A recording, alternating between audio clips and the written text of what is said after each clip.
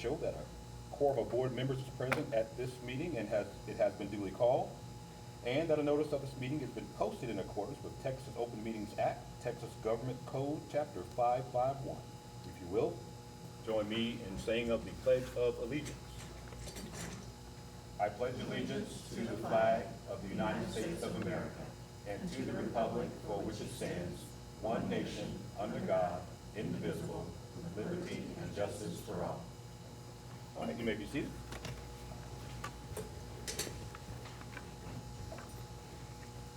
Okay, first thing on the agenda will be our roll call.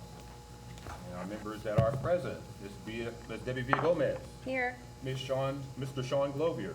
Here. Ms. Maria Douglas. Present. Mr. Esteban Cerda. Here. Daryl Owens is here. Ms. Felicia Moody is not present tonight. Neither is Ms. Maria Cruz Perez. Okay, so there is a quorum here. Great. All right. In section 3, we will move to public comments on agenda items. None for agenda. No comments on the agenda items. Thank you. Yes, for non-agenda. Okay, then for non-agenda items, do we have any? We do have 2. All right, so. No, we have 2. We have 2. Okay, so in the public comment section, each person coming up will have 3 minutes. And just as a reminder, the board is not allowed to engage you as you speak, so don't feel like we are ignoring you. We are listening, but we're just not allowed by law to respond. Okay. So, first person up, Mr. Joshua Smith. And Mr. Soto, we are glad. Thank you for having me. I got a script because I'm nervous. But I want to do this diligently, so it may take a couple more minutes. But first, Mr. G, congratulations on the bond. I didn't think it was going to pass. I voted yes. I think it's a big one for us. As a person that costs a lot of money to pay that, I think it's a big one for us. Good job. My name is Joshua Smith. I've been teaching for 13 years. I have an MA in Humanities, a bachelor's in Anthropology. Also, I'm a high school dropout. I've been employed with Kennedale for over 6.5 years now. I've been working 6 years outside of the district. I worked at Arlington ISD, at Hutchinson Junior High School, Workman Junior High School. I've also taught at TCC as an adjunct professor. I'm going on my 7th year at Kennedale. I started here at Kennedale High School. I worked as a coach and as a teacher. I left here, I went to TCC, came back, worked at JAA through COVID, through the flood. After the flood, I was at the junior high and Patterson. Currently, I'm at Patterson. I've been around the district. I've been working with special populations my whole life. My mom did it as well. I have worked successfully under Ms. Clark, Ms. Poor, and Ms. Bruce. I have lots and lots of experience. I am an expert in this field, no doubt about it. My KISD scores prove it that I've never scored less than above average on any T-test that I've done. Also, I'm a Kennedale ISD employee and resident. I moved here over 15 years ago. I had a rent house when I was building my house on Eden. Lived there, sold that house off Eden, lived off right there by Deaver for 1.5 years while I built my house right now off Saratoga, right there off Pennsylvania. Also, I own Kennedale Baseball Club, which is an LLC. Over 200 kids, mostly from this area. So I'm Dick Price. I've been all around this area. I'm an expert in this community. And I'm here to advocate for student populations for SPED and 504. I feel responsible for these kids. I work with them and I see them more outside of school than in school. And I'm here to advocate for what I think is right. I came to the board for one simple reason. I read this on the website. Y'all's job is to help make decisions based on best practices. I want to tell you what I think is best practices, in my opinion. Kennedale ISD, according to the website, follows the idea. Idea says that kids will get free and appropriate education. Specifically designed instruction and services to meet the unique needs and prepare them. We're not doing that, guys. We're not meeting the unique needs of EA students. We're not. I'm trying my hardest, and I don't even work with EA. I'm trying everything I can, and I'm drowning. I don't work with EA students. I've been volunteering this past year. I've been taking them to lunch. I've been getting them off the bus, and I'm drowning, and I'm here to ask for help. We can do better. Descriptions of services 504, civil law says that we must ensure students with disabilities have equal access to students as students without disabilities. Section 504 of the Rehab Act says that students are eligible to receive services that are equal to those that are not disabled, including participation in school extracurricular, that's a hard word for me to say, and non-academic services. My SPED population deserves non-academic services, including Senate Bill 776, which was passed last year. Senate Bill 776 is the equivalent of Title IX for special education. My kids are entitled to be in sports as everybody else is. I coach a lot of kids, and a lot of them aren't Sir, good your at time sports. is, your time is up. Let's let, Okay. let's go complete. I apologize if I'm going up. I wrote a lot of notes. I've never done this before. I apologize. I'm not trying to be here to be negative. I'm here to offer a solution. Okay. If I wanted to be negative, I would have left a long time ago. I am tied to this district. I am tied to Monica. We want to be here to help. We want to be part of this. A few things that I wrote down.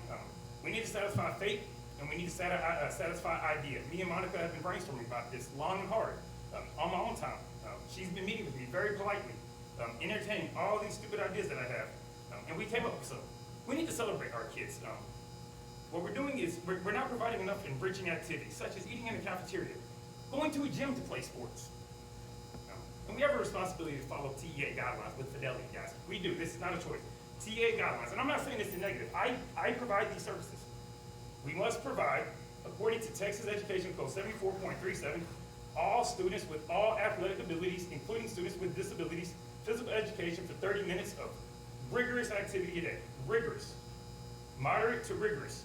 The Education Code 28.002 requires that we provide students K through 5 30 minutes daily. 6 through 8, we have to provide them 30 minutes daily for 4 semesters. High school, 1 PE credit. Long story short, what we need to offer for Kennedy to be above and to get ahead of this is we need to become a unified school. This used to be adaptive PE. Adaptive PE is limited. Adaptive PE only lets you work with students with special disabilities. We need to work with all students with disabilities, including 504. If you look at our 504 pages of our in-school suspension, we had 18 males suspended, 14 of them had students with disabilities. Total of 26, 17 with disabilities, 8 females, 3 with disabilities. Out of school suspension, a total of 19 males, 12 of them students with disabilities. Total of 6 females, 1 with disabilities. A total of 25, 13 with students with disabilities. What do you see? You see males with disabilities are proportionately getting in trouble. I'm a male with a disability. I dropped out of high school. I found a lot of support in sports. When I got injured from sports, dropped out the next day. Couldn't play football, done with it. We are dropping the ball on this. I talked to Monica, and she said, everything that we're saying is, and I'm not gonna speak for Monica, but what she told me specifically on email was that the numbers don't support the new growth, and I'm here to justify that they do. The reason I'm here to justify that they do is, look on the website, we have right now I've been a sped teacher for 4 years, I've never had a full staff. Last year I did 2 people's jobs, this year I didn't have a pair, I've never had a pair full year. Right now we have a non-certified interventionist pair, special ed pair, interventionist pair, in-school suspension pair. These are all sped pairs. 1, 2, 3, 4, 5, 6, 7, 8. Those won't get filled. They've never been filled in my time here. Right now we have 2 sped jobs at the junior high and 1 at Patterson. I'm the only one staying on, and I want to stay on, and I want to help. So what I'm proposing now, and I'll get to the points. I would like to propose unified school sports. We should celebrate our kids. We should get in front of them. You should hire me as the person that brings special ed to the junior high and brings special ed to the high school. And while doing that, also let me bring unified sports to the elementary school. If I bring unified sports to the elementary school, we can give these kids their 30 minutes of PE per day. Also, we can make their lives good. These kids don't want a lot. They want their nose lined. They want a diaper change.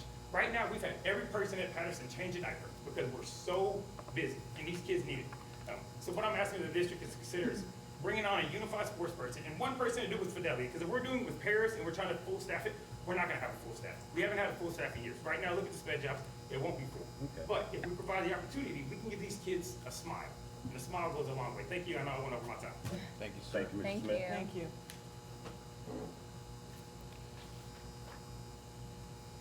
Okay, and next we have, is that Rhonda Knoxworthy? I might have mispronounced that, forgive me if I did.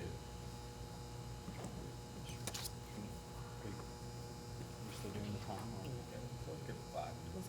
I thought you said 3. I did say 3, Okay, but let's okay. get 5. Okay, you can And if pull they the go- mic back up. Just give me a warning, let me know. No worries, thank you. Good evening, everyone. My name Good is Rhonda Norsworthy. I'm a volunteer with Tarrant County Citizens Defending Freedom. Some organizations have contacted schools around the country to pressure administrators to broaden the language of Title IX. They demand to include sexual orientation and gender identity in Title IX. This undermines federal law and the legislative authority of the United States Congress. Progressive organizations have followed this misleading guidance of the Department of Education in their 2021 Notice of Interpretation. President Biden's executive order on the Supreme Court ruling in Bostock versus Clayton County is also being used to further their agenda. These both have been significantly misinterpreted. It was made clear by the court that this was a Title VII issue that did not apply to Title IX or any other law.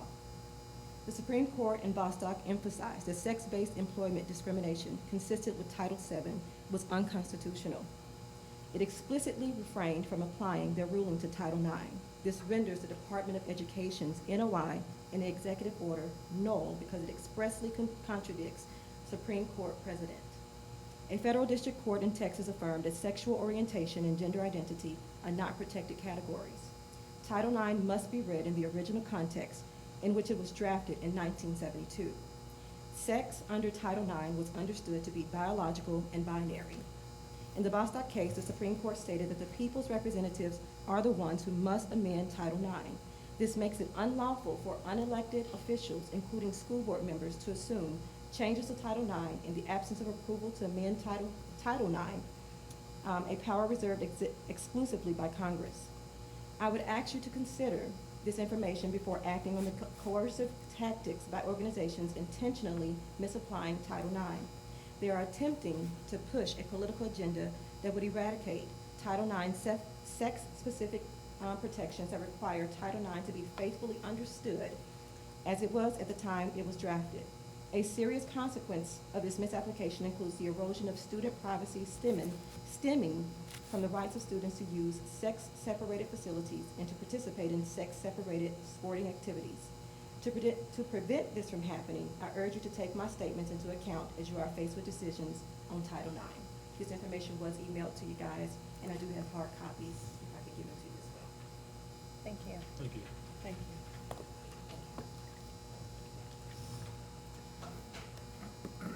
Okay, thank you both to our speakers. And we will now move to section number 5 in our agenda, and that will be special district recognitions. And I will turn this over to Mr. G. All right. This June, we only have a few. Central office, we have Ashley Sawatsky, Jimmy Adams at Kennedale High School, Carol George, Kennedale Junior High School, Toby Stone, and Patterson Elementary, Darcy Logaines. And that's our call awards for May 23rd through June 29th. All right. Thank you, Mr. G. Next, we will move to the consent agenda. All these items will be adopted with one motion.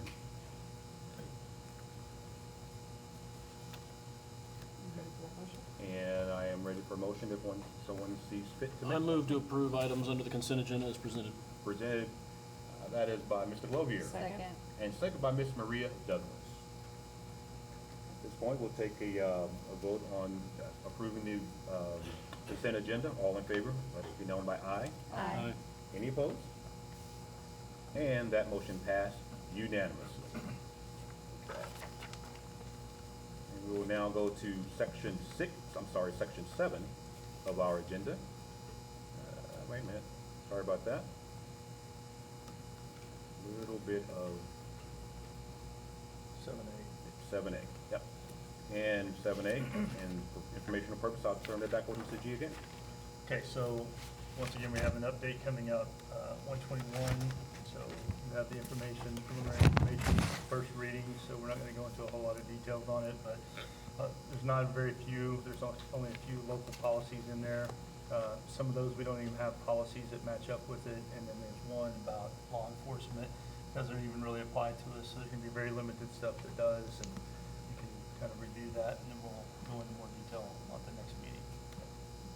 So if we have questions, you want them now or at the next You meeting? can do them well, you can send them to me or question, let me know, and then we can, I Okay. can go over them before, so. It's just the first reading, so if we have any questions or concerns, please go ahead and forward those over to Mr. G, so he can go ahead and respond to those.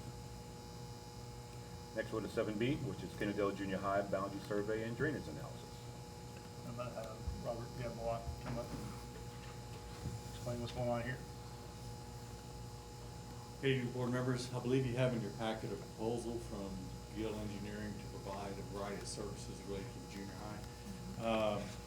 Moving forward, obviously, we know we've got additions to do. We've got some paving work to do. We've also got some activity slabs, all of which are on the same side of the property, or at least the play slabs and drive on the same side of the property, where we have an ongoing issue with drainage.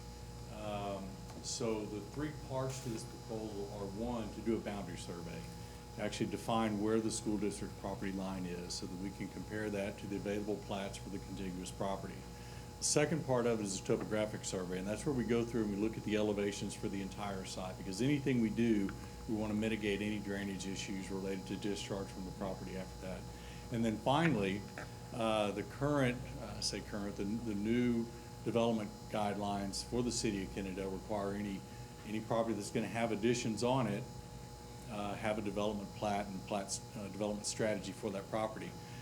You may not know this, but your junior high site is actually the compilation of 4 different properties, and it's never really been platted. And so we're going to take that boundary survey, all the appropriate appurtenances on the site, put together a plat and go through the platting process with the city so that we can actually have one combined plat for that site and then effectively develop it with future additions. And so I know it's below the spending limit that requires your approval, but because we are, I think, as part of this effort, addressing an ongoing issue that you guys have been wrestling with for some months now, will help us bring that to fruition and hopefully address any issues that need to be addressed. So it's just an information item. I want to let you know we're moving forward with that. We're not sitting on it. Great. Okay. Thank you. Thank you, Robert. Okay, and thank you, Ms. Gadbois. Let's now move to section 7C, which is School Health Advisory Council Annual Report. I'll turn this over to Araceli Chavez. I'm not sure if you know or not, but Araceli is leaving us, and so we greatly miss her. She's done a great, wonderful job, and been very, very pleased what she's brought to our district. Sorry to see her go. Let me start off with saying that it was a very hard decision, and I cannot look at y'all because I will get tearful. These 2 years have been phenomenal. Kennedale is a phenomenal place to work. The parents, the staff, it's been a phenomenal 2 years. That's all I'm gonna say. You guys have the annual report in your board book. I want to quickly not take up much of your time, but one of the things that I want to make note of is that SHAC participation was quite low this year. We had multiple parents who signed up throughout the year and who would be in contact communication with, but the actual showing up to the meetings was a difficult situation. I don't know moving forward if you guys want to think about, Mr. G, we approve half and half, half in-person meetings, half Teams meetings. I noticed that most of the times parents were on and actual participating when we had them in Teams meetings. Of course, any meetings that need to be, voted on or actual points approved should be in person, but that's a consideration that I was going to bring up, just so you guys are aware. We had quite a bit of accomplishments despite the little bit of participation. We can move on to our reporting criteria if you want to look at the page. If not, I'll quickly jump on. The first update requirement is regarding any board updates that SHAC has regarding the district health education curriculum. So that was our main goal this year, was to continue our required Senate Bill 9 requirement, and so we can talk a little bit more about that in the next step. But SHAC 2022-2023 voted and wants to present to you guys the continuation of the current curriculum that we have, which is called Play It Safe.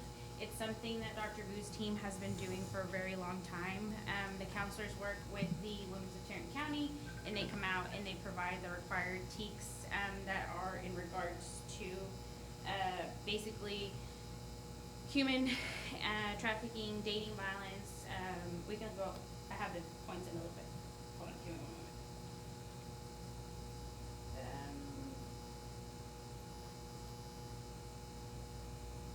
Curriculum regarding child abuse, family violence, dating violence, and human trafficking.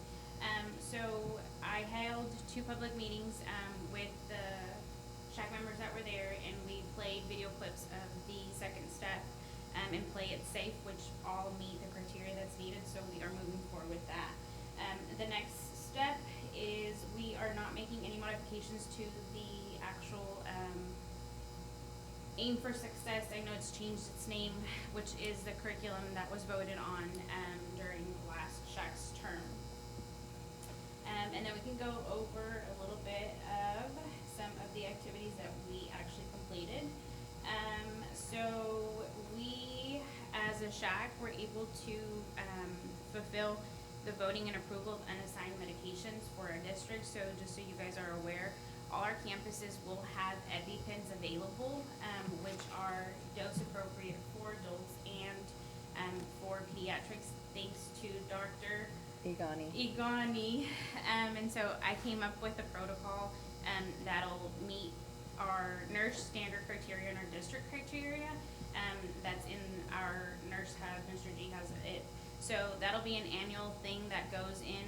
Usually your EpiPens expire every 1 to 2 years depending on manufacturing.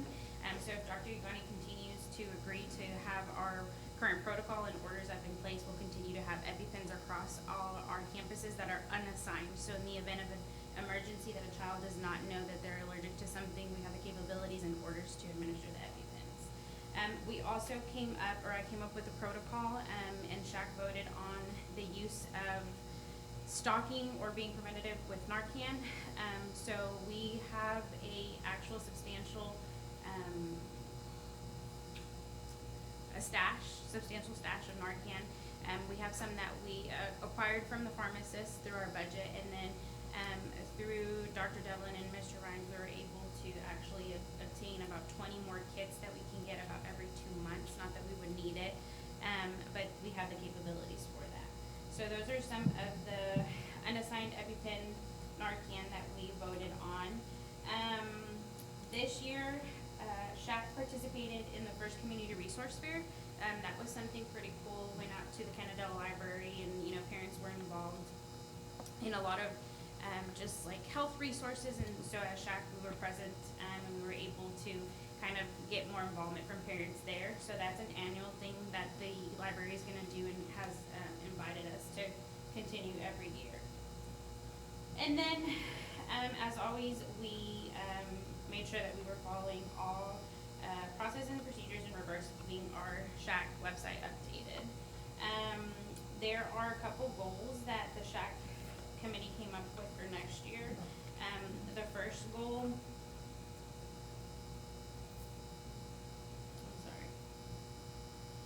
part of the first goal is to continue parent and student involvement. So that was something that they were pretty adamant about as parents, having our high school students continue to be part of our SHAC and opening a little bit more opportunities for them to participate via Teams or having different times where they can come after work or whatnot.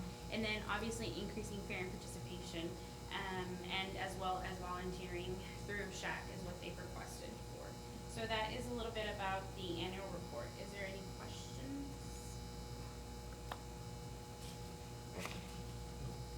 Great, thank you so Thank you. much.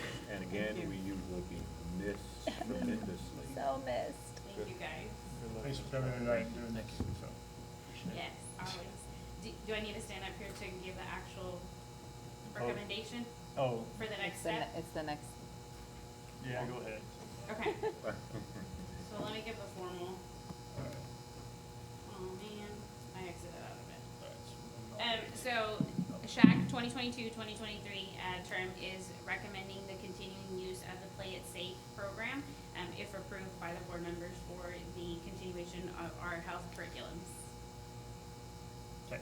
All right, thank you. And that was we just rolled right into section 8A, so thank you so much. Yes, thank you guys. For taking care of that and the approval, consideration of the possible approval of SHAC recommendation for curriculum materials. Thank you so much. Yep. You now go to section 8B. No, we need to vote on that. Oh, that's actionable Action action. item, So the thing is that this is the second part of the curriculum stuff that you brought in last year that you had to vote on. This is the second part of that. Continuation of Bill that. 9. So SHAC is making a recommendation to stay with the same curriculum. Stick with the same. That's it. All right. Anybody have any questions about it? Any questions, anyone? Then if that's the case, I'll entertain a motion.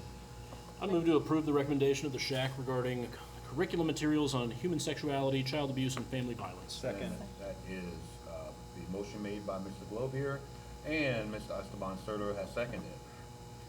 All in favor, let it be known by aye. Aye. Any opposed? And that motion carries unanimously. All right, we now move to section 8B, which is the consideration and possible approval of the Texas Medicaid Direct Service Agreement with Texas Special Education Software Solutions, LLC, DBA Onward Learning. And that is Ms. Walls. Hi, good evening. Good evening.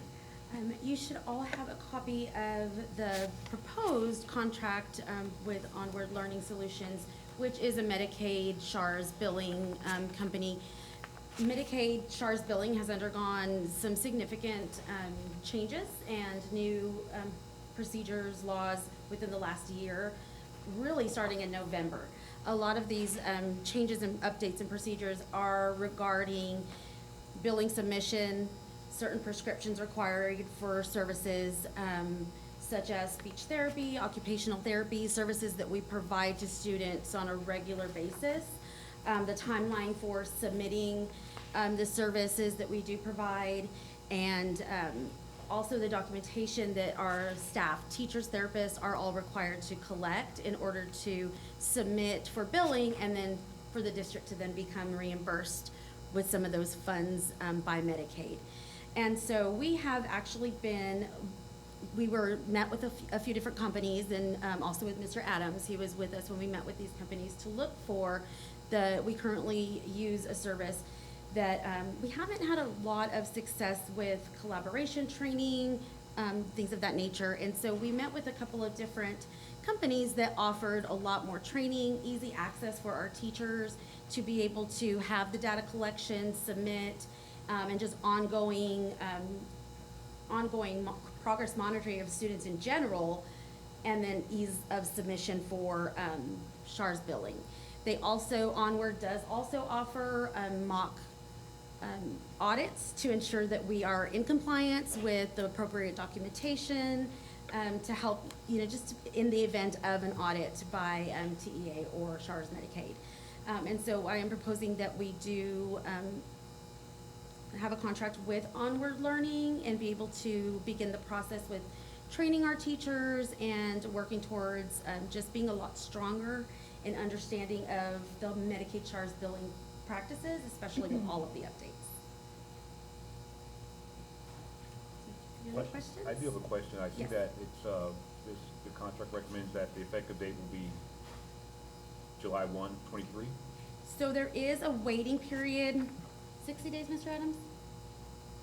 60-day waiting period, where if we signed the contract with them today or as soon as it would be implemented, we wouldn't actually be able to start using their service for 60 days because we have to give notification to our current Medicaid billing, but it would let them start to, as soon as we're able to sign the contract and submit, we would be able to start with the rollover of our student data and everything in preparation for the next school year, so that we can have a seamless transition.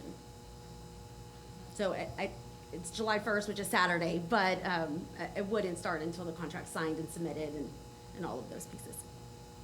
That would start our 60 days. Am I correct that this is a 2-year contract or 2 one-year contracts? It's 2 years. Okay.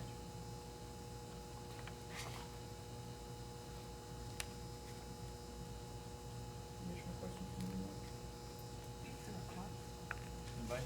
No, No? Okay. thank you. Okay, Thank you very much. Right, for a motion? I do have a question. Yes. Is there a cost to the district, or is this just an arrangement versus a?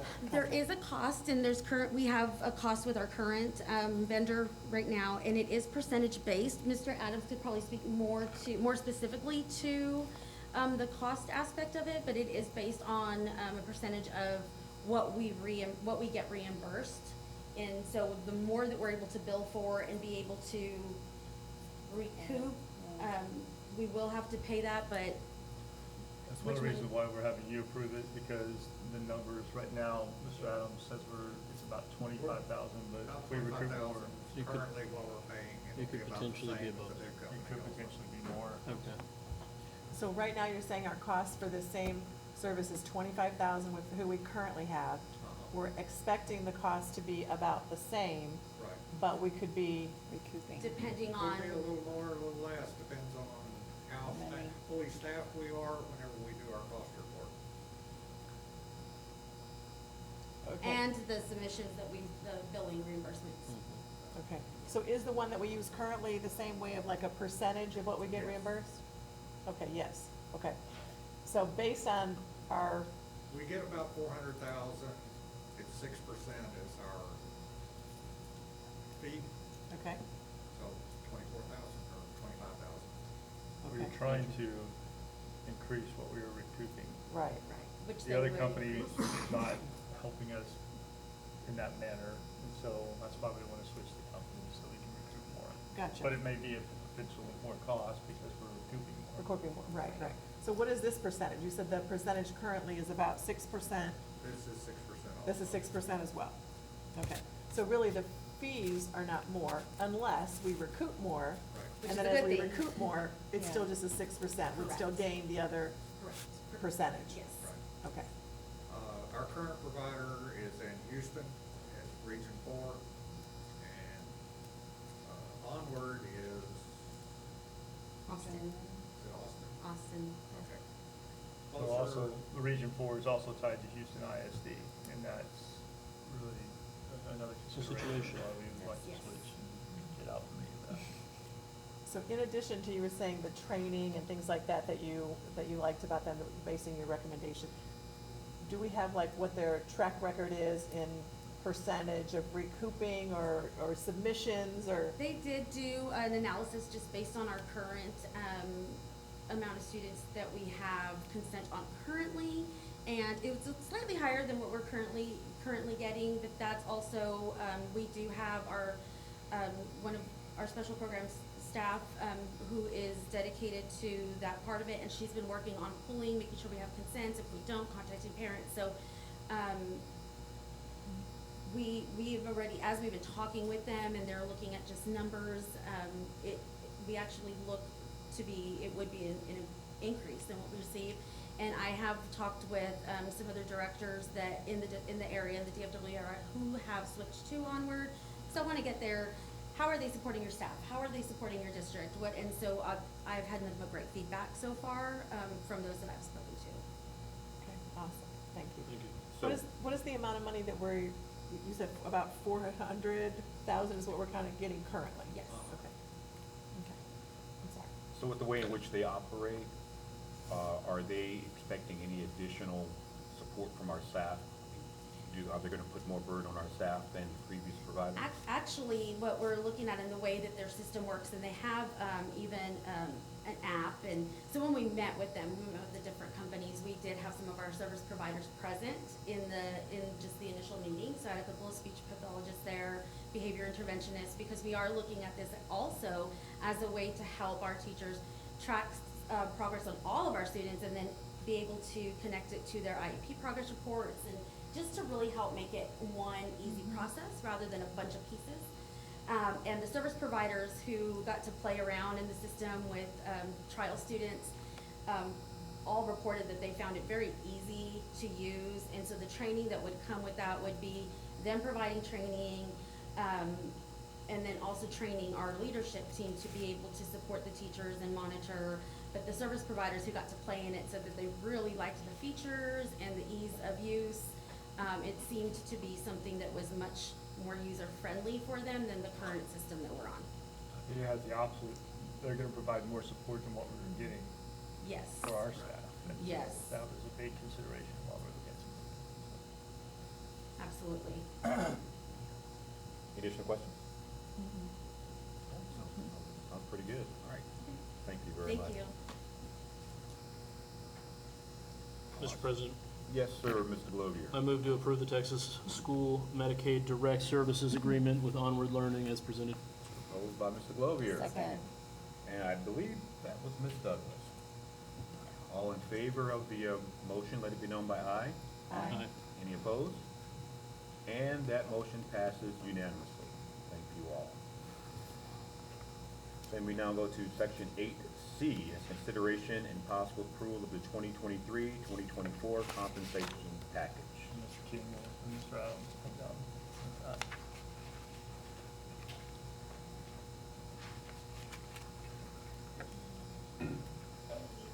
Good evening. Good evening.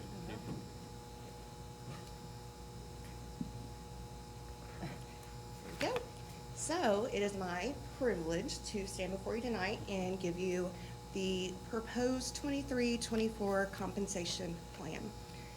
Before I go into detail about what you see on the screen, I wanted to give you a summary, a reflection on what we've done the past 3 years.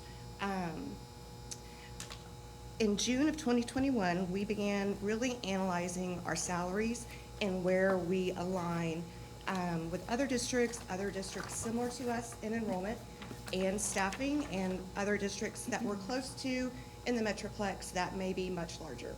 So we looked at their data.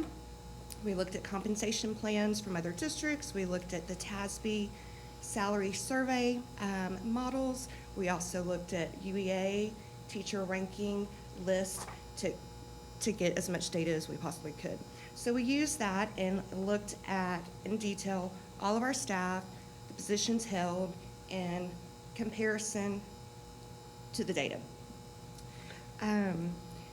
We knew at that time in 2021 that we weren't going to be able to make all the changes in one fell swoop. So our goal was to stair step it, look at those most in need, and move forward through the next couple of school years. So just to summarize the changes and adjustments that we have made, in 2021, the minimum starting rate for our teachers was $53,446. We moved the next school year in 22-23 to, let me back up. The next school year, 21-22, we moved to $56,000.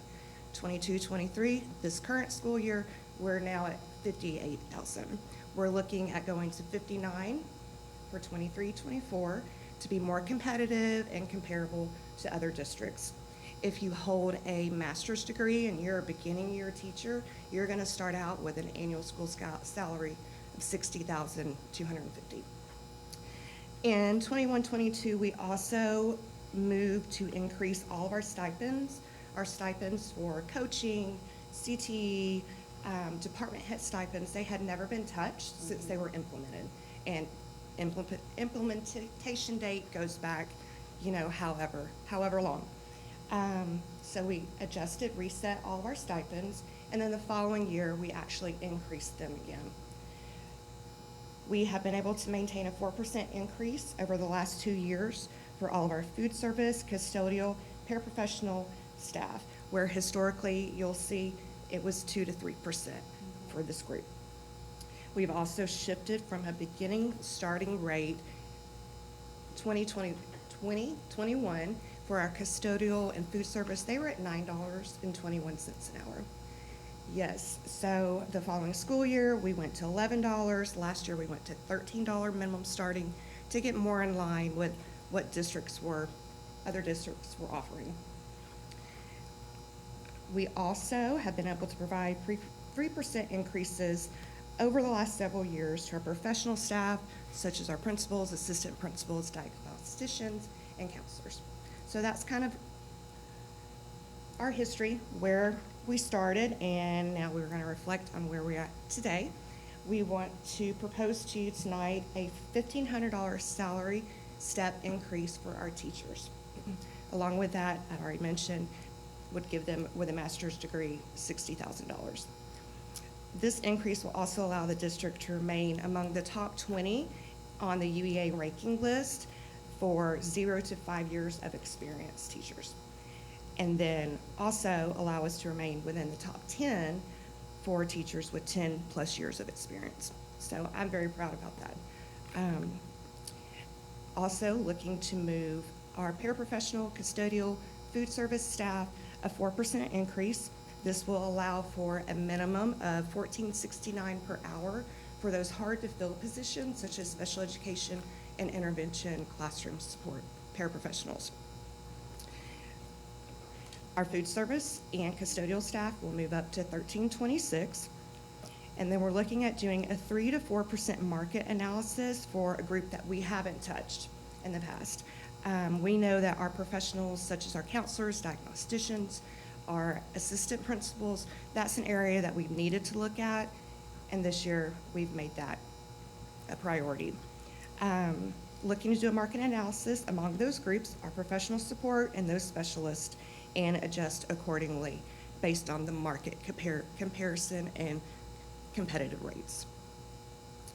Counselors and our specialists, such as the diagnosticians or social workers, LSSP, they've historically been at a lower pay rate than our teachers. We know that we have a hard time onboarding those groups, and we want to get them in line with at least the minimum teacher starting daily rate. So we're gonna shift them as well. Additionally, I wanna highlight the things that we currently offer and will continue to offer: the $500 one-time a year supplemental pay in November. And I don't know that a lot of people realize, but we pay $3,300 per year per employee that is enrolled in our TRS medical coverage. That's $275 a month. So that reduces their total cost considerably, excuse me. And then, of course, the $10,000 district paid life insurance we'll continue to offer our staff. So on to the thing that I'm really, really excited to talk to you about. Lastly, I want to announce that we are going to offer all of our employees and their family members a brand new benefit beginning the new benefit plan year, September 1. This is going to be a district employer paid benefit, and it's MD Live. It's a telehealth service for medical and for counseling. It's 100% free to our employees and their dependents. Their spouses can use it, their children can use it. If you've got a kiddo with an ear infection over the weekend, you pick up the phone, you call, it's there 24 hours, 7 days a week. And they will issue out prescriptions for you as well. One nice little thing to know, and a part that I love, is the counseling services for behavioral health, mental health. I know that we've been through a lot in the last couple of years. Employees need support. They may need someone to talk to, and they can call MD Live and get the same counselor with every single session, so they can connect to the same individual for their needs, should they need it. I think that gift alone to our staff is going to be unmeasurable. I think the utilization is going to be high. Okay. Any questions so far?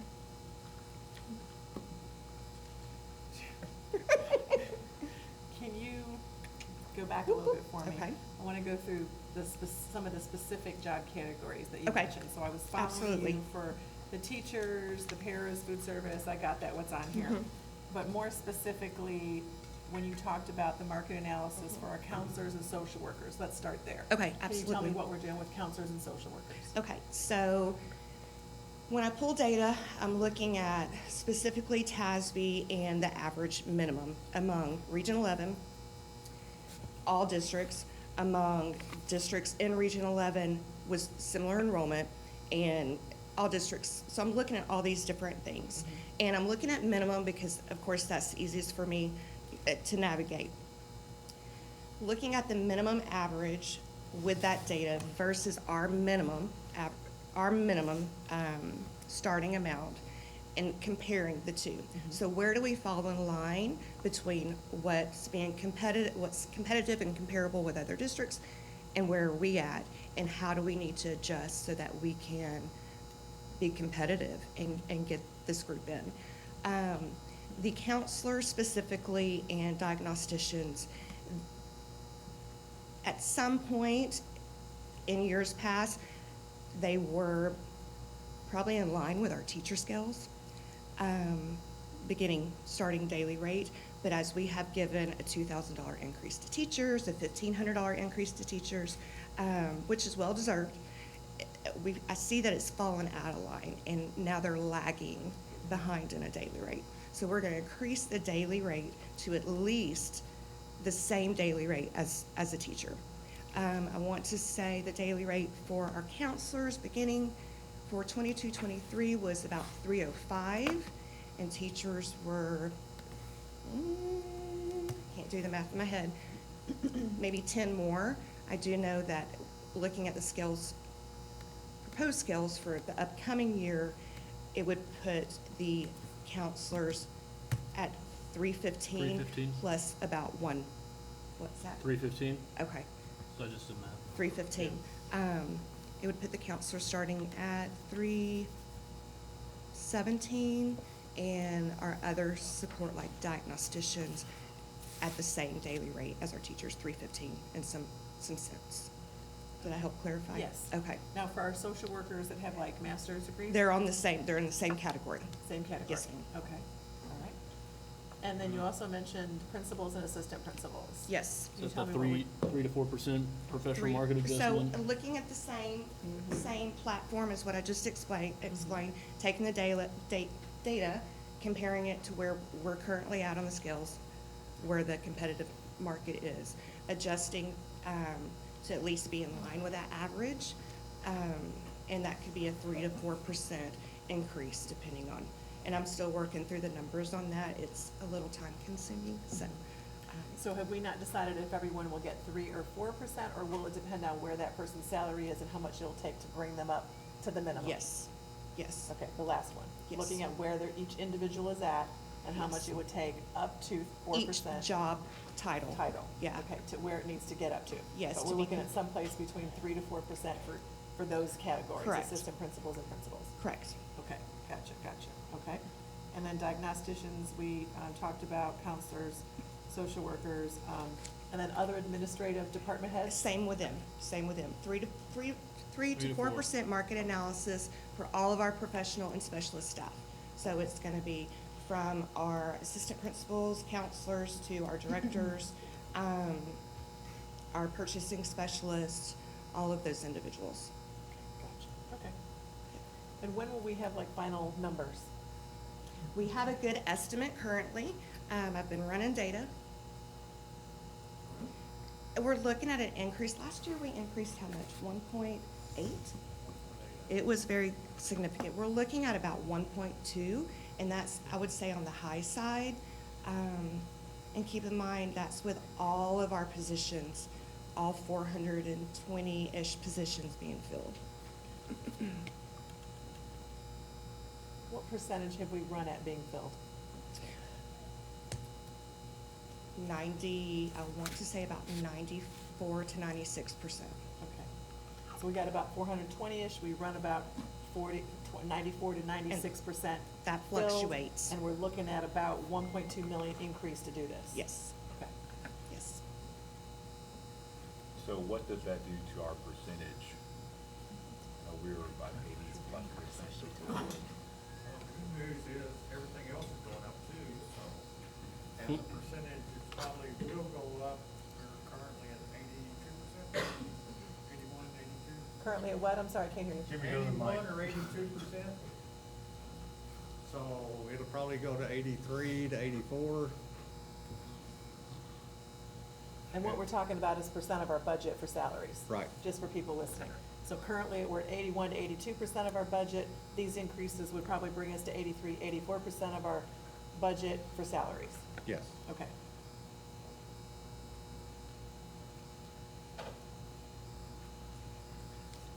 We also have some other exciting news. I hope you've seen the email communication that I sent out regarding semi-monthly payroll. That's a very hot topic. I've heard great feedback. Hopefully you have too. Good. And that was the goal, was employee morale. So we're gonna begin that cycle as the workday calendars renew for the new school year. Actually, I'll be crunching numbers over the wonderful holiday weekend to get all that set in place. Essentially, they'll receive the first half of their monthly check approximately the 10th of the month, and the second half of their monthly check on the 25th. I think putting money into our employees' pockets more consistently, more frequently, so they don't have that long wait time, especially during the holiday season where we close, for 2 weeks at Christmas, and they may have to wait 5 to 6 weeks before their next check. So we're very excited about that.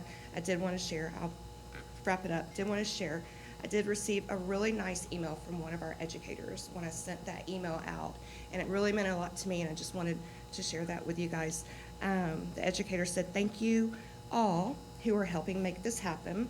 I can't even imagine the workload uptick that requires, but I'm very grateful for the care our district puts towards all employees. So I thought that was very kind. I wanted to share that. Thank you. I'll say that is something that we've been looking at, talking about, discussing for the last few years, you know, how to be more competitive with surrounding districts and you know, especially with our auxiliary personnel. That's one of the concerns, is that once a month for them is very difficult, so moving to bi-monthly payroll would be beneficial. But as she said, there is an uptick in work, and the commitment to it is not simple and easy, and I want to commend your staff, you and your staff. for Absolutely. I have you know, wonderful we had staff. to eventually rip the Band-Aid off, we were gonna do it, and so we ripped the Band-Aid off, and We here we sure go. did. So, So, but it'll be great for everyone. Thank you. That's all I I have. have a Thank you. question. I love, the new benefit with MD Live, and I think that's gonna be a nice perk for everyone. I'm just curious though, is there a cost to the district Yes. to Thank you provide for- that, and yes. what is that? Currently, an employee can take out that coverage. Their cost is gonna be $8 a month for just themselves, or $16 a month for the entire family. As a district, we can provide it for $6 a month per employee, and that's a roughly, depending if we're fully staffed for the full school year, about $30,000. But I think the return on that benefit is it's gonna be unmeasurable. We're gonna hopefully less Yeah. absenteeism. Yeah. They can get in, get a prescription over the weekend, at their cost, of course. Okay, so now I'm confused. So just to clarify, cause you mentioned the cost, so Sorry. is it free? The It is district- absolutely free. Okay, that's a, To staff. right, okay. They pay And extra. dependents And and dependents spouses, and so spouses. you just mentioned the cost per month, but that's what is incurred That's- for the the, district. Okay, that's why I'm just yes. making sure everyone. Yeah, So similar it's- to our health insurance contribution Right. and our basic life policy. That's minimal, that's Yeah. wonderful. I think But that'll be if nice. they do call and get services, they get a prescription, that would be their cost. Yeah, then that makes sense. Great, thank you. Thank you. Any other questions? No, yeah, I saw a report today that, one of the, chambers passed a bill today, give the teachers, you know, a raise, and, even though it's kind of famous land until it's actually done, it'd be great if we could add something on top of that.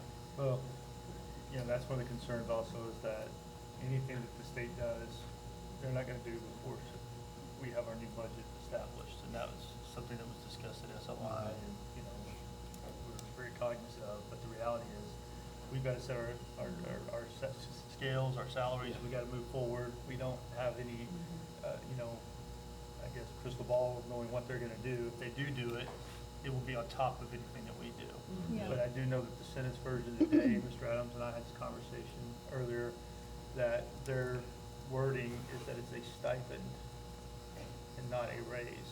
So stipends may be given, but they can also be taken away. Yeah, And so, more than likely, they're only gonna fund it one year, and then the next year, they're not gonna fund it. And where does that money come from?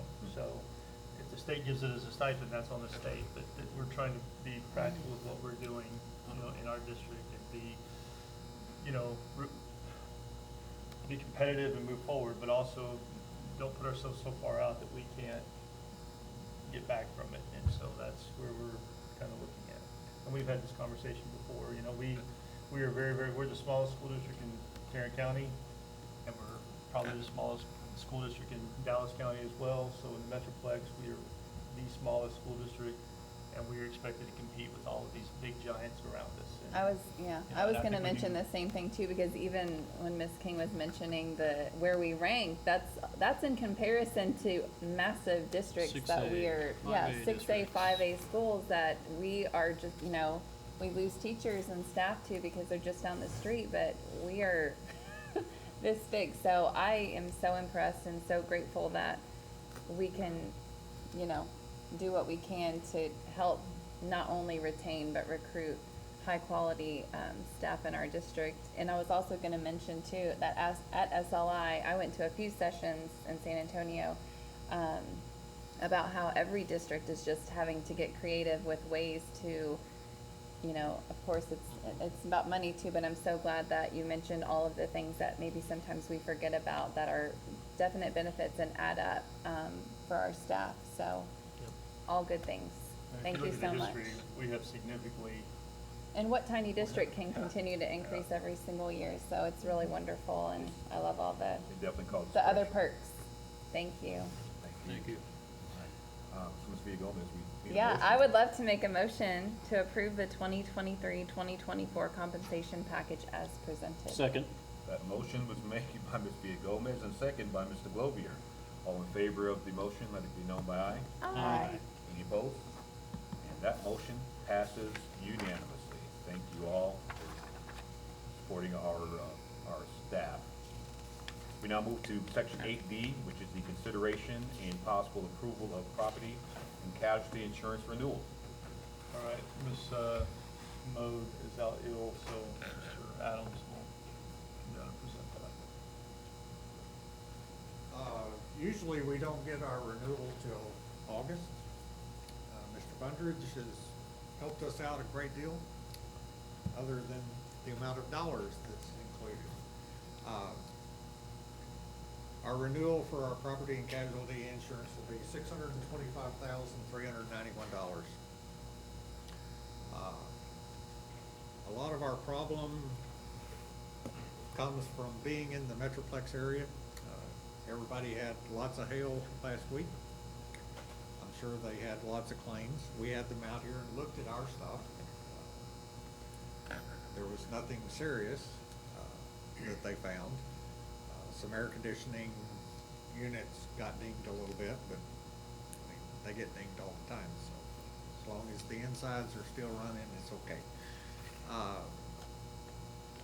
The other part of this is we were vastly underinsured as far as the limits on our property. At one point, we were less than $100 million in value. Now we're up to $173 million for replacement cost. USI has worked with us for last year we went up a third. This year we're going up a third. Next year we'll go up a third on our values to get us back into line with replacement costs. So, is there anything else that you'd like to say?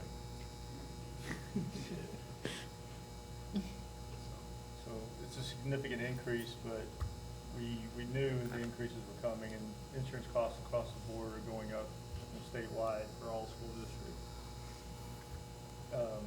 We had the increase last year, we were told to expect an increase this year.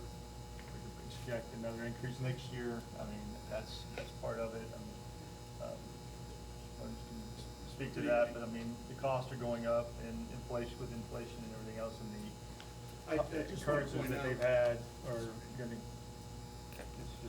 it's not a game. I will say this, insurance, you're danged to have it and danged to not have it, and so you're kind of in that aspect of it. So I will turn it over to you. Yeah, I just wanted to point out, we were successful in keeping your wind hail deductible to $500,000 per occurrence. That's basically unheard of. Everybody, I think if you even look at your homeowner's insurance, you've Yeah. got a percentage deductible. Why And in this area, being in a high hail prone area, to have a per occurrence deductible is basically non-existent. It even is in West Texas where I live. I have one school district that's got a $10 million per occurrence wind hail deductible. Midland ISD, we just renewed 7-1. They've got a 5% per building wind hail deductible.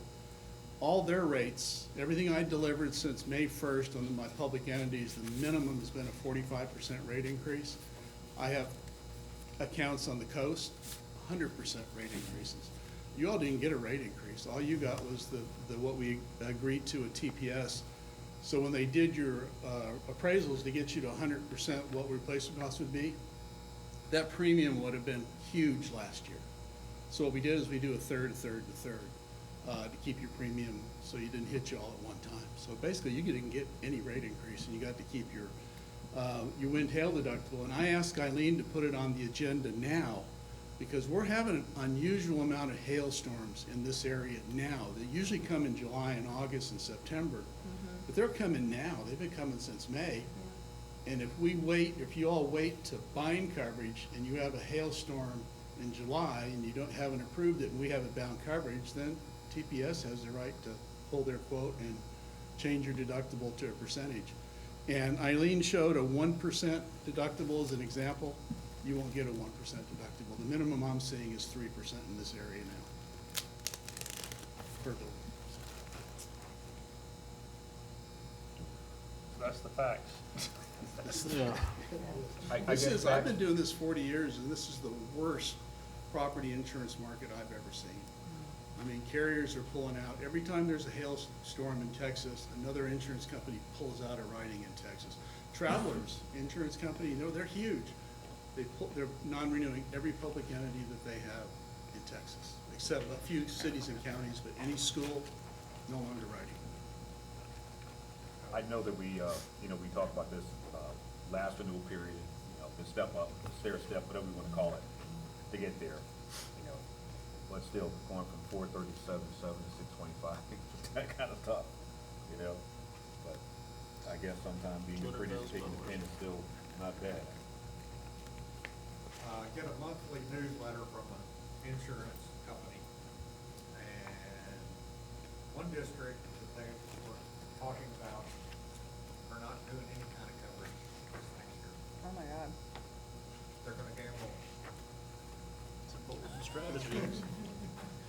That hailstorm that went through, 2 weeks ago or whatever? Yep. One school district, $20 million hail, and it was with the insurance carrier you used to all be with that you had to sue. They caught a $20 million hail claim, so. The cheapest, the lowest I've seen has been $5 million, and that was a small hail.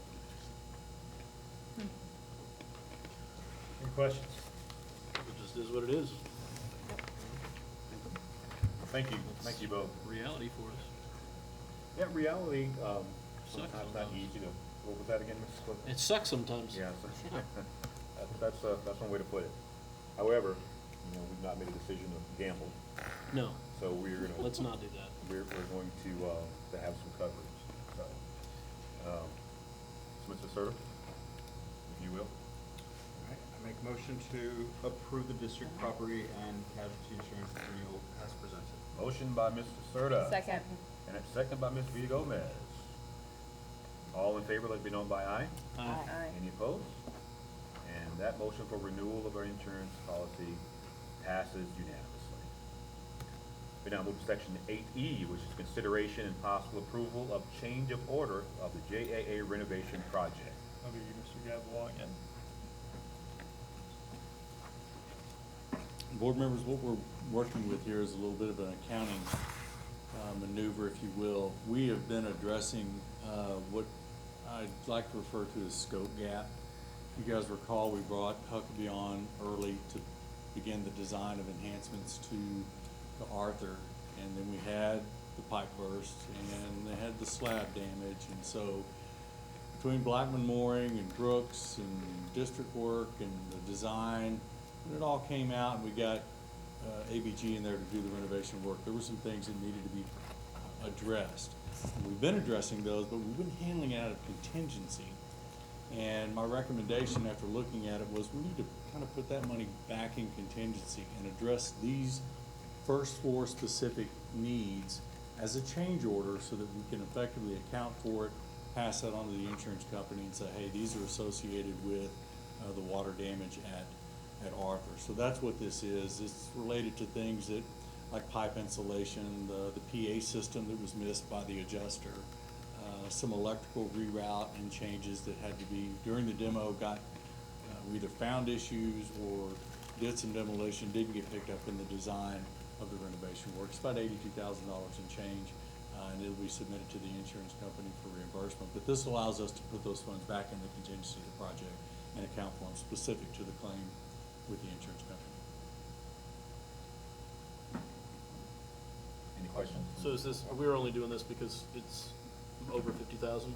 Because this seems like Correct. this seems like a no-brainer. Yeah. Okay. Yeah. Well, and it's a change order to the contract over superintendent's expense, and just in full disclosure, wanted you guys to understand what we're trying to do here. Thank you. Awesome. Thank you, Mr. LeBlanc. And I'll entertain a motion. Mr. President, I move to approve to change the order and scope of for the JAA Early Childhood Center as presented. And that's motion by Mr. Glovier, and second by Mr. Serta. All in favor? Let me know by aye. Aye. Any opposed? And ayes have it, and thank you very much. That board, that passes unanimously. We now go to 8F, which is consideration and possible approval of construction delivery method for additions and/or renovations to Kennedale High School, Kennedale Junior High School, Delaney Elementary, and Patterson Elementary. Okay, so Robert has probably previously given you the different construction delivery methods, demo on that, but it's been a while. So basically kind of recap, Robert's gonna kind of go through that and show you what they are and kind of what he recommends as we move forward with this project. Yeah, real quickly, I know some of you might have sat through this, it's actually been over 2 years. But the statute requires that before we advertise, that the board select a delivery method that we believe brings best value to you. You guys go through this at SLI, I'm sure, Tacit Tasby. So I'm gonna fly through this and end up with the recommendation with the last delivery method. The old way of doing business, you guys hire an architect, we put it out, we design it, we put it out to bid, we collect bids, and we usually got stuck with the low bidder. And that wasn't always the easiest relationship to manage when it comes to construction, let alone some complex renovations like the one we're going into. They were driven largely by price, and it led to some problems. The legislature got together, and I will say, because I was involved in some of the early white papers associated with this. It was driven largely by the construction industry and the design industry. It wasn't necessarily a brainchild of the legislature. It was a lot of folks that weren't happy that they weren't getting the work. And so they kind of changed how school districts hire their general contractor. And that's been revisited over the course of a number of legislative sessions. And bottom line, it's set districts up in a posture to be able to select a contractor, not just based on price, but also experience and previous relationships and the team that they put together and the staff that they propose, perhaps even their hub participation. And so it allowed districts to consider other factors, frankly, anything that a normal business would consider when looking to hire a general contractor. So when I go through these things, they had to come up with some names for it, but at the end of the day, it really defines the relationship that the school district has with their general contractor. And so when we look through, there are actually 7 methods, and we'll talk through each of these. There's actually a 7th method called bridging, which I don't think there's a school district attorney in the state that would actually allow a school district to go through that. It's sort of hybrid of several of these, so we've never really used it, but I want to speak to each one of these individually. Of course, the old way of doing business was to put it out to bid. You take the low bidder and you work through the challenges associated with that. There are some pros to it, but really the potential for conflict and a confrontational relationship with your general contractor because of perceived or actual discrepancies in plans, specifications, used to change orders, that type of thing. And we weren't always happy with the low bidder, so the next step of the process was to come up with what's called competitive sealed proposals. Very similar, when the contractors put their price in, it is a stipulated lump sum for you to consider, but you get to consider other things in that lump sum price. You get to look at their experience, you get to look at the team that they propose for the project. And it's well suited for a lot of projects. Some of the projects we're getting into where we're gonna be working around kids and we're gonna be tearing places up, renovating, that kind of thing. Given the market conditions, we think there's a better way to go about this. So while this is plausible for some of the work we're doing, competitive seal proposals, there are other options that I think are better suited for the projects ahead of us. CM Agent, I can say in about $4.5 billion worth of schoolwork around the state, we've probably used CM Agent on about 4 million, and that was mostly politically driven. This is a general contractor that is not insured and he's not bonded. You as a school district hold every subcontract and every purchase order for every vendor. And it can work, but it sure puts you guys at a high level of risk. An example, let's say your plumber gets behind schedule. Well, that means he's got the insulator behind schedule, which has the drywaller behind schedule, which has the painter behind schedule, which has the finisher behind schedule. and you end up, it's a high risk for claims and disputes associated with this. And so the exposure on this is just not something that fits, particularly, we think, schoolwork, but certainly not projects like the ones we're jumping off into. The other one's design build. I think it has its place in school district work, but it requires a lot of trust, and it requires an architect to do something that they're not used to doing, and that is yielding to a general contractor. Because in this setting, the general contractor is actually in charge. The architect works for the general contractor to provide a product that hopefully you guys can be happy with. Not something we want to do in these nasty renovation projects. Job order contracting, you guys have used this. We brought this recommendation to you on several projects. It's great for small maintenance projects, small renovation projects, small capital projects. But when you get into the larger scale projects, broader scope, it's not something that's well suited for that. It has great response time, but again, for what we're trying to tackle here with tens of millions of dollars, we think there's a better one, and that's CM at risk. It's a construction manager. It's basically your general contractor. The benefit of this is your general contractor is actually on board during design. So when we look at Delaney or the junior high or the high school, and we talk about how are we going to get into this tens of thousands of square feet and renovate it and still have it ready for school every year, we'll have that contractor on board during design, looking at phasing, looking at staging, looking at egress, access, security, all of that stuff. To me, that is one of the primary benefits on a program like this, is having your general contractor involved during design. The second, and I think given all of the challenges we've been faced with supply chain, that type of thing, this is a fully open book process. In other words, we get to look at all of their trade bids. We get to look at who they selected. We can actually make recommendations or require them to not use a certain sub because we've had bad experience with them in the past, and salute and choose the next sub on that list. And at the end, any savings that come to the project come back to you. And it's a complete auditable process. You retain the right with your agreement with the general contractor at the end of the project to audit his books. And they have to disclose all of the receipts to show what they paid for the project, and to determine whether or not it was actual cost of the work or something that should have been considered in other areas. So the fact that it's an open book process and we have a general contractor involved during the design process, to me, fits perfectly with the type of work that we're trying to tackle at your campuses. And so this would be our recommendation for consideration tonight. Any questions?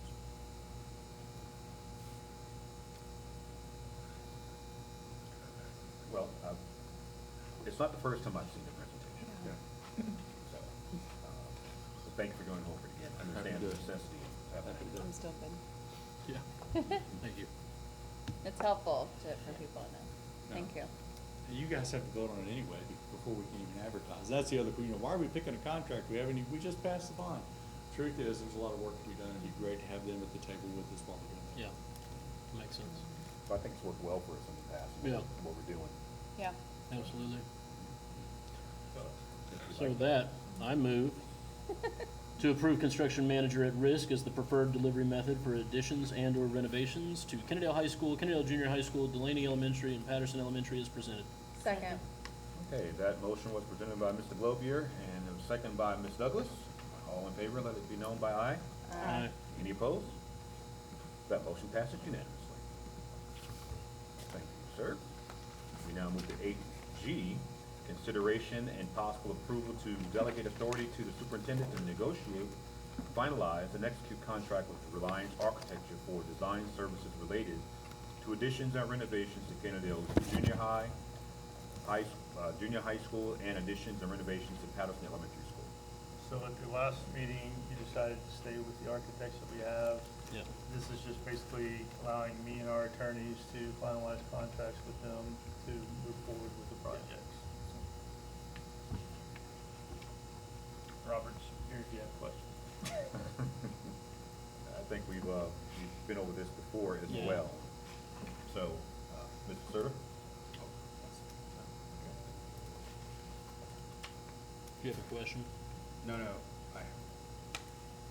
wasn't ready to read it out. but, I do not have any questions, I'm sorry. Was your question? I was asking you. Oh, no questions. Okay. I thought you wanted me to make a motion. but- I did. Oh, you Follow did? your heart. Yeah, okay. Make a motion to approve delegation of authority to the superintendent to negotiate, finalize, and execute a contract with Reliance Architecture for design services related to additions and renovations to Kennedale Junior High, Patterson Elementary as presented. Second. Motion made by Mr. Surd, and I think Ms. Villagomez deserves a second on that one. All right. All in favor of the said motion, let it be known by aye. Aye. Any opposed? Nay? And the ayes have it, and that motion carries unanimously.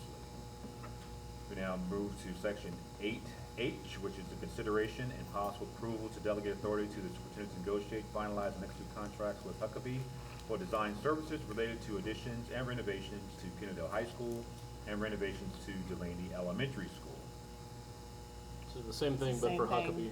Yes. Yep. All right, well. I'd like to make a motion to approve delegation of authority to the superintendent to negotiate, finalize, and execute a contract with Huckabee Architecture for design services related to additions and renovations to Kennedale High School and renovations to Delaney Elementary as presented. Second. Thank you, Ms. Villagomez, for the motion being made, and for the swift second by Mr. Serta. All in favor, let it be known by aye. Aye. Any opposed, nay? And that motion passed unanimously as well. Thank you very much. Thank you very much.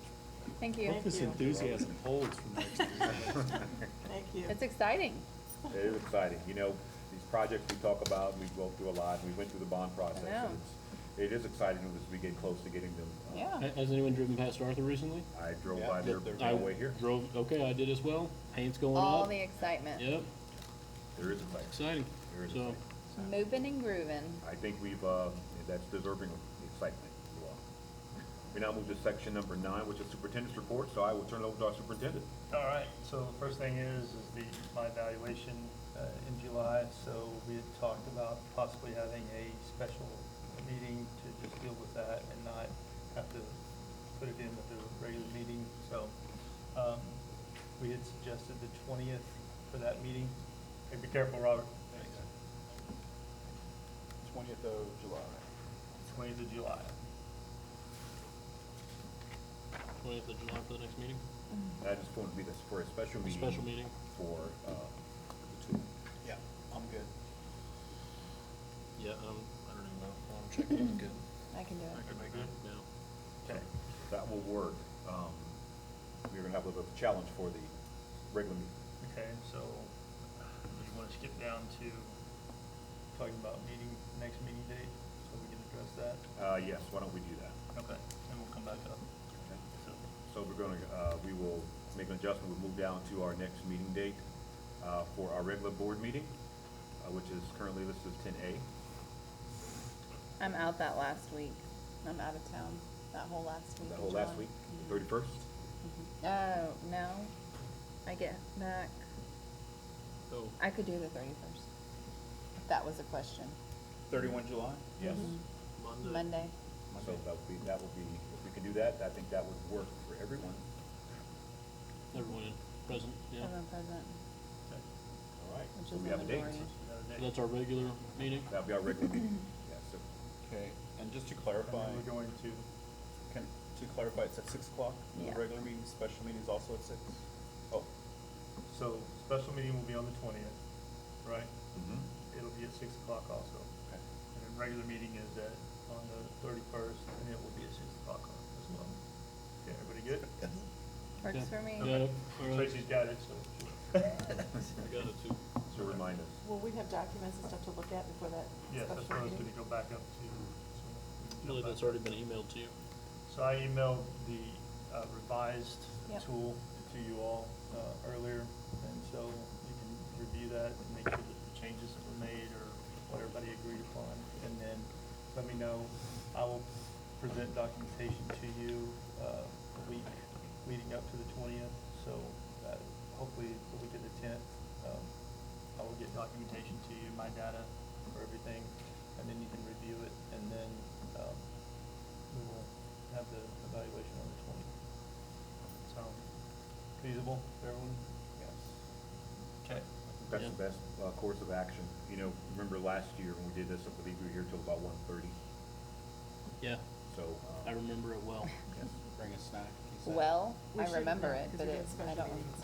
Oh, I remember it well. So I think by doing It this was awful. process, will give us an opportunity to, not that we've made any rush decisions because of wanting to get home last year, but we definitely will avoid What's that. that? issue. I don't remember. We'll be able to do that, it's clear minds and, full stomachs. Okay. All right, so that sounds good. Awesome, so we have those two details. All right, All so right. that's worked out. Now we will, begin with the, 9B. so you ready to go? It's your update. All right, so the, that's right, didn't much. 9B, I've had a few emails, we've had this conversation before.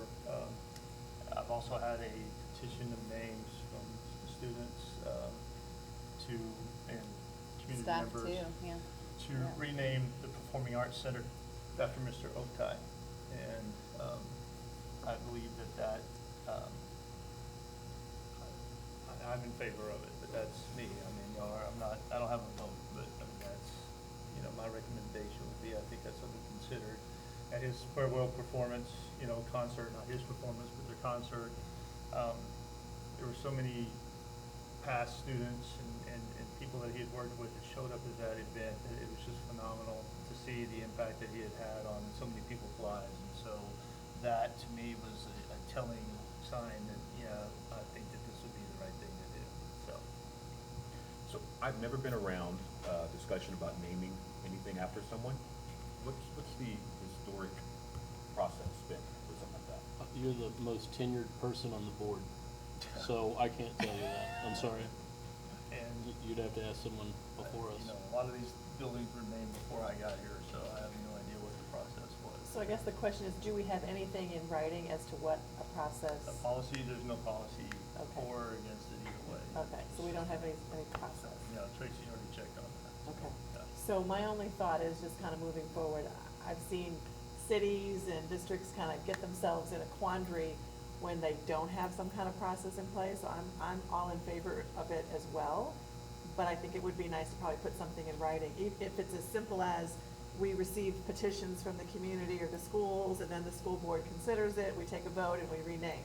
I mean, just something so that we know how to move forward, so that it's consistent and fair, and, we could have somebody come next month and want a petition to rename it, so then what do we do? Even if, because I know one consideration was also, not a current, so it was because we were getting Right. petitions Yeah. before, when he We were- first announced, so I know before we had said, Back in February, I Yeah, think. for, it's been months. February, March, yeah. So Yeah. maybe Emails that went could out. be just Part of added it to a simple Yeah. thing, Has to be like somebody someone. after their tenure in the district, After somebody who's made a retirement or- significant Right. contribution, and someone just sort of writes that up in petitions or something. Yeah, I think Whatever the that's fair. process might be. I it do might know be- that was an issue with the Delaney Elementary being named after Mr. Laney while he was still principal there. That became sort of an issue later on, but. Yeah, well, the I didn't think policy would that be something current that- from that's very- now on. That's very Right. simple procedure to put in place. Yeah. there. Right. I think that's a fair one, so. Yeah, and I think that, I don't think we need to try and write that as we sit here right now. No. We can, No. we can take a Just look at that. stating it would be But I think ours that- from now on. So I agree, I think that I would guess be a good idea. The question is, do you want this on the agenda to vote on for July's meeting? Yeah. Yeah. Yes. I think that's a good idea. I mean, I think his impact to Kendall ISD is undeniable. Yeah. And I think it's well worth being on the agenda for that. Have we checked with Mr. Oak? I mean, I wouldn't say why he wouldn't accept it, but would he accept it?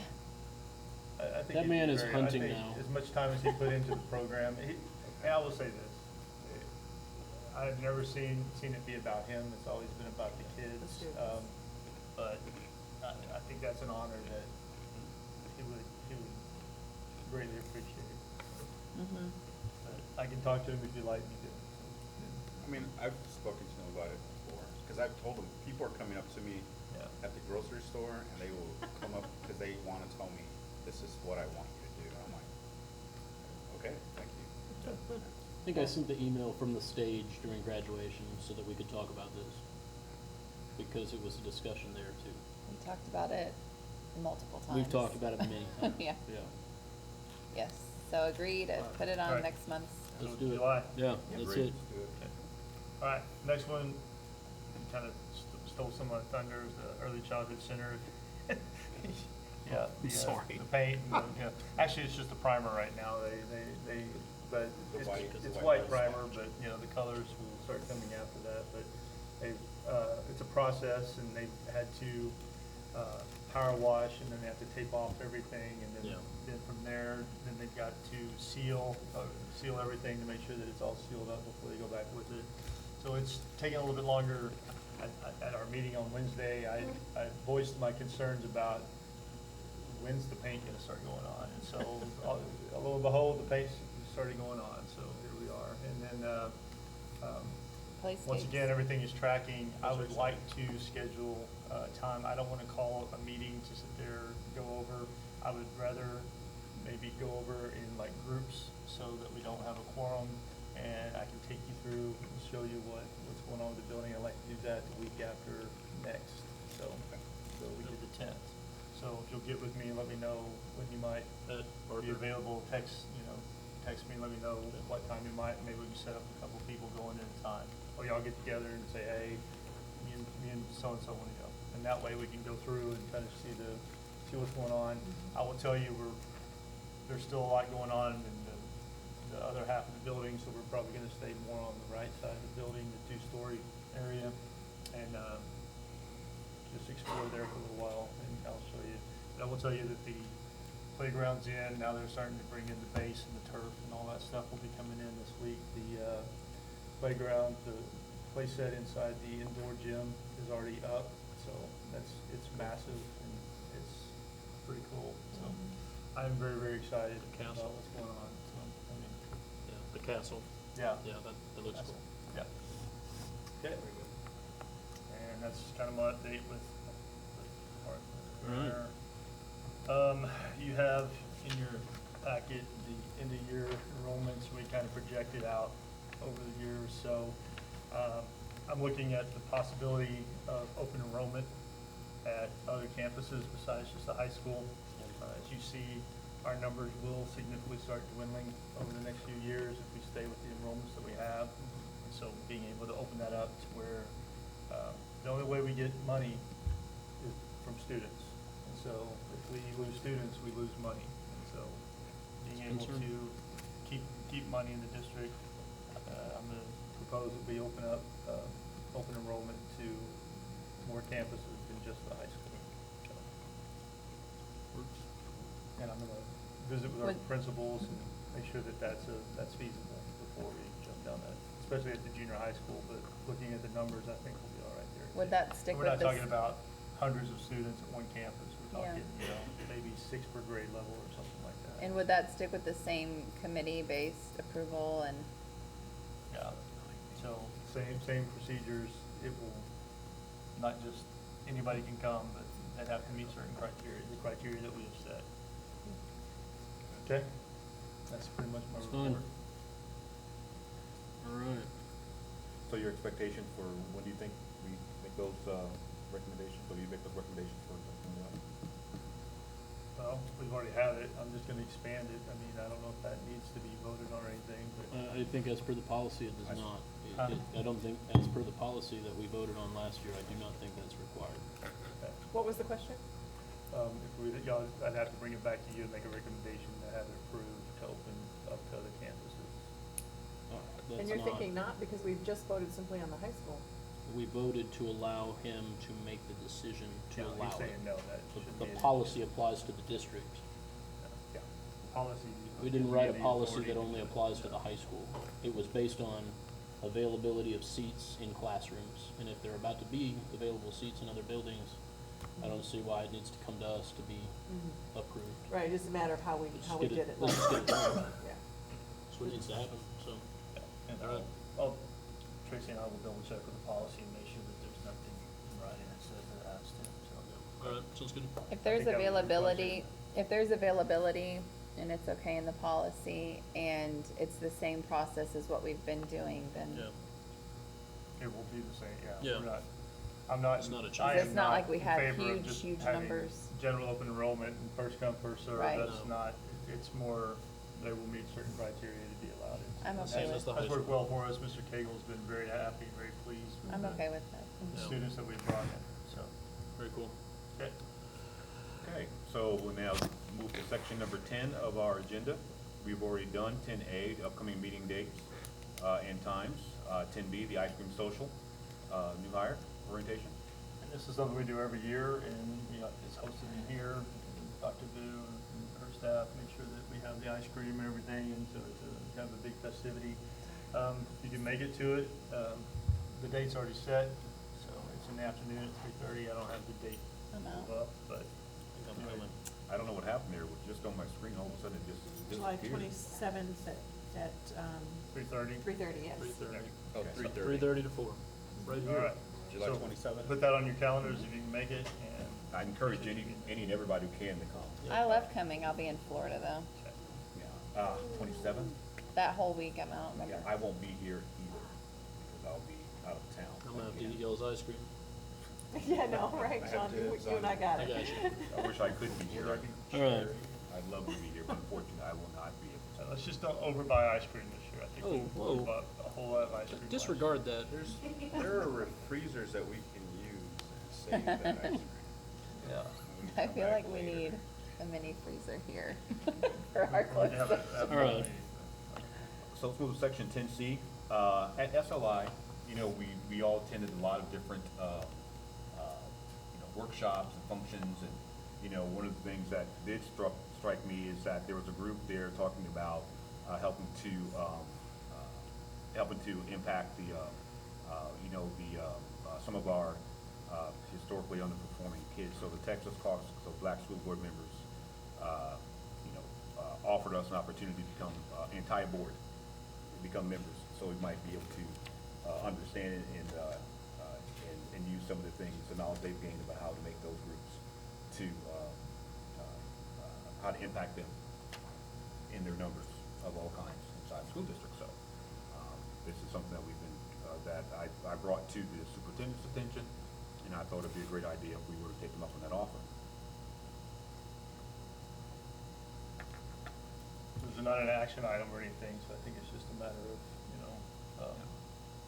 if you would like to join it as a board, or if you would like to do individual, I mean, that's kind of up to y'all. And I think maybe that's something y'all discuss amongst yourselves. So I know last year I joined as an LA member, but if we join as a board, are we still able to individually participate in any of the trainings or anything they have, or is it?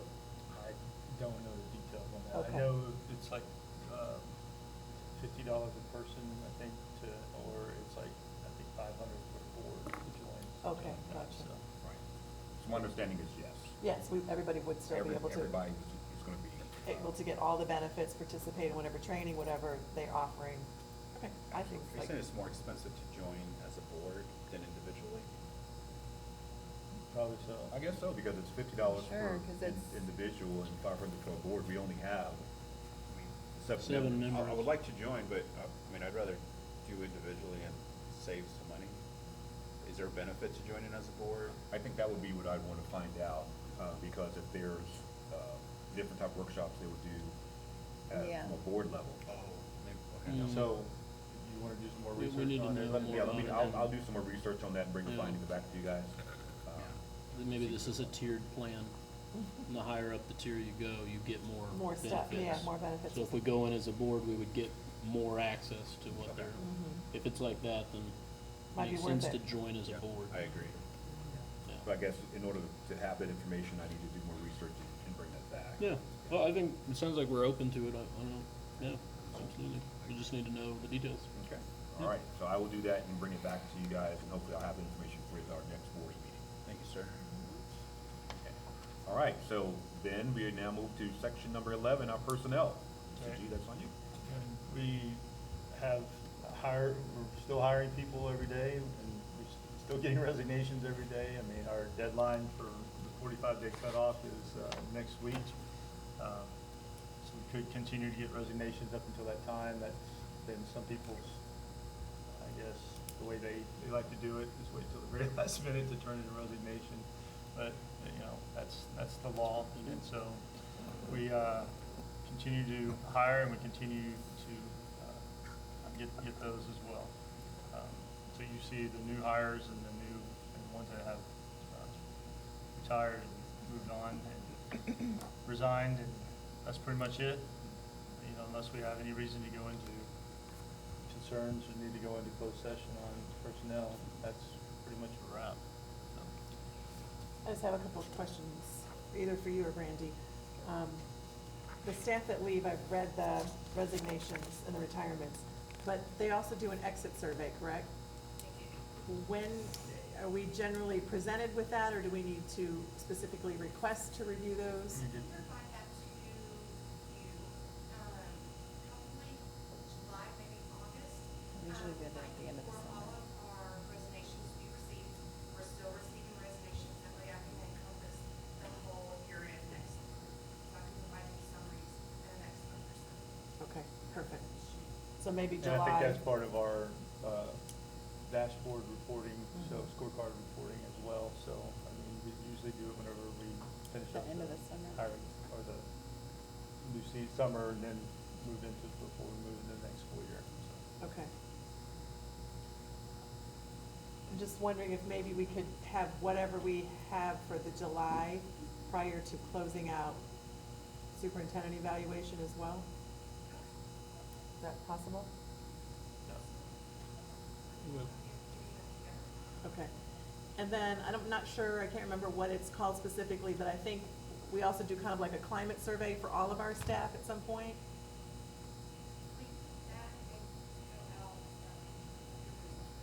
And we just did our CNA's reports, so.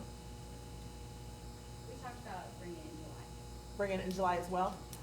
Okay, perfect. So in July, we would have the exit surveys from those who've resigned and and then also the overall climate survey. We don't typically present it unless that's something you request, we just put it in it as a PDF and put it. Okay. Well, So it would from just be- your, okay. from your question though, that's after. Our regular meeting is after. Our regular meeting is after the special What meeting. what you're so asking what you- for, it would be I after. can put it in the special meeting. Okay. Put it in the Okay. workbook. Okay, awesome. Do you also want from Ms. King? If possible, yes, Okay. before the, Just- for the special meeting. Just Okay. making sure since Thank it's you. before. Thank Yeah. you, both of you. Yeah, thank you. And thank you for that clarification. You're welcome. Yeah. Perfect. All right. And then I just have one other one before we close out, if that's a good time. Just kind of going along with what you said, I think we all were so excited and energized when we came back from training. And one of the things that was kind of discussed was maybe having, two board meetings. One was kind of like a workshop or a discussion with a lot of, things, and then the one where we actually come in and do more of the agenda with our voting. And especially since we're having a lot of bond issues coming up, and maybe even coming back for at least one, maybe in August, to talk about what our top 2 or 3 things were that we, took away from the training and would like to see implemented, and kind of have a board discussion and put some of those really into play. Yeah. So I want to kind of discuss and maybe propose, we're already going to have 2 meetings in July. So maybe for the next 2 or 3 months, doing 2 meetings a month and kind of seeing how that works out with some of these other things that we kind of need to discuss. Remember, in August, you're gonna have budget adoption and tax rate adoption. It's a We big- have to have That's a public big hearing, month. we have to, so you're gonna have about 3 meetings in August already. Yeah, which is good to hear, because I think sometimes haven't we combined those public hearings with our meetings? I actually think on that topic, we need to make those split. I know Yes. nobody comes, and nobody listens to Yes. it, but I just think in the spirit of what that's supposed to be, Yes, it needs to be 2 separate meetings. yes, I agree. That's just my 2 cents. So it sounds like you're advocating for 3 meetings. I'm just talking about budget, specifically to the budget To the and the budget. tax rate. Needs to be a That needs separate to be meeting. technically the way it is as a hearing, and then public comments and all of this, and then we vote to approve. I personally feel like it makes more, in the spirit of what that's supposed to be, it should be 2 meetings. Yes, I would concur with that. Well, I feel your passion. I think that might be a good idea as well, so we'll need to go ahead and take a look at doing that. Okay. Just for August. So that'll be multiple meetings in July, multiple meetings in August. And that should at least give us a flavor of how we can work with that and how we think that works. And we can can evaluate at that point, see if that's what we may wanna take a look at doing We going can- forward. If we, so if, let's just say the special meeting for the tax and rate and stuff like that, that's a special meeting that's have to be had, can we stay maybe for that one and then have like a discussion on our top three that we're bringing back from training? Since we're already meeting, you know what I'm saying? So, I think those are all good ideas, we need to kind of workshop that and kind of put that together, Yeah, and then bring your recommendations, and what works. right. So we wouldn't have to have 3 in August, it could be, And I think I'd like to have the other board members as a part of that, Yeah. Discussion before we would make that type of adjustment as well. It's fun. So, but Mr. D, you were gonna say something? Oh, I was just gonna say, we have to be careful with the special meetings and not having too many items on it to where, so as long as like one other item, beside, like public hearing. Public hearing, And then maybe, tax, the other all that, aspects, yeah. I think we're fine, as long as we Okay. don't get 3 or 4 or 5 or 6 items on a special session, Yeah. and that becomes like a whole nother Okay. meeting. Yeah. So, Okay. All right. All right, awesome. Okay, well, and that will take care of, number 11, and I think number 12, I will. Mr. President, Yes, Miss, I move to adjourn this meeting and get up out of here. and this meeting stands adjourned.